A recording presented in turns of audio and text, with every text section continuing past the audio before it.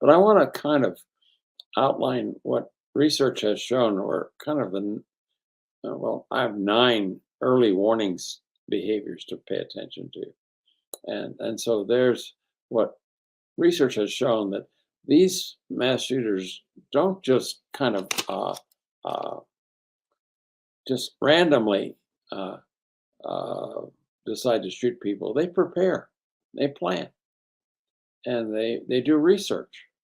And in that planning, research, and preparation, they often involve other people. So people, if they understand what they're actually planning, can possibly stop them. And many times they don't. They have many times they have websites where they have a lot of hate messages on them, and people read them and say, "Oh, that's isn't that weird?" But they don't do anything about it. So what happens is their identity becomes embedded in aggressive behaviors. They have fantasies about acting violent towards others. They tend to um, obsess about getting even and getting revenge. So in many cases, they feel like victims of something or someone. And they have these fantasies that they're going to get even by taking a gun and shooting a bunch of people. So, 3, they have an increased pathological preoccupation with a person or a cause that's violent. So on their websites, they frequently will have references or articles by violent people, or people who promote violent behavior as a way of solving problems. And so that's another place where they could be spotted, as they have a website with a lot of stories and information about other famous violent people. And they have this kind of psychological desire to become a pseudo commando, and they have what I call warrior mentality. And they start to closely associate that with weapons or other military or law enforcement paraphernalia, or identify with other violent people, like in number 3. They start to really show a really drastic move towards being very military or militaristic, um, and often then will have weapons. They often have weapons they show on their websites, and many of those they buy legally, um, and that's why we have to close some of the loopholes against buying weapons of war, because what they buy are usually AR-15s, or other semi-automatic or automatic weapons. So they commit an act of violence that appears unrelated to any targeted violence or pathway behavior earlier in life. And one of the things that is typical of some of these shooters is they're violent towards animals. They kill cats, or they treat animals with a great deal of violence and abuse. Uh, and of course, they see the animal as being less powerful than they are, and they exercising their power over the animal.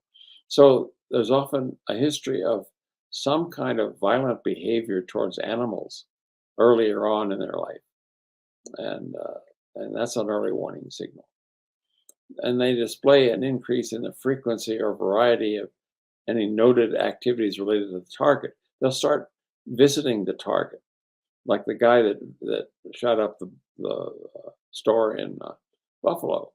He visited that place many times and scouted it out, knew where everything was, and so that's a common kind of planning behavior. As I said up in number 1, they do a lot of research and planning, and part of that is often uh, frequently visiting the area that they or the place they're going to target, and getting as much information about the normal behavior of people in that place. Uh, they also often tell a third party what they intend to do, and the third parties often don't say anything. So there's again where they they frequently don't, although there may be loners, they still other kind of fellow travelers. They will let them know that they're what they're about to do and warning.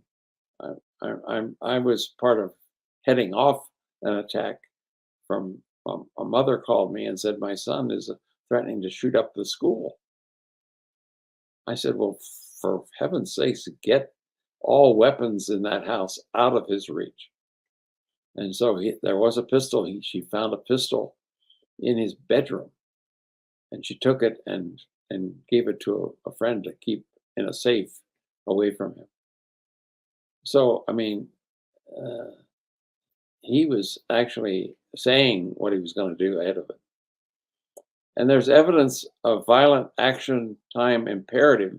There's an urge to become violent, which kind of builds inside of these people, and they don't know how to control their emotions. They don't know how to regulate their emotions, and so they get caught in this downward spiral of negative emotions of anger and rage and fear and and then that leads them to at some point want to act that out. And then they communicate a direct threat to the target or to law enforcement even before the target. I mean, sometimes they'll send an email to the police department saying, I'm going to shoot up the supermarket at First and Main or wherever it is. And so it's it's important to uh, notice, and some of these threats people laugh off. I never would laugh off a threat like that if I heard it.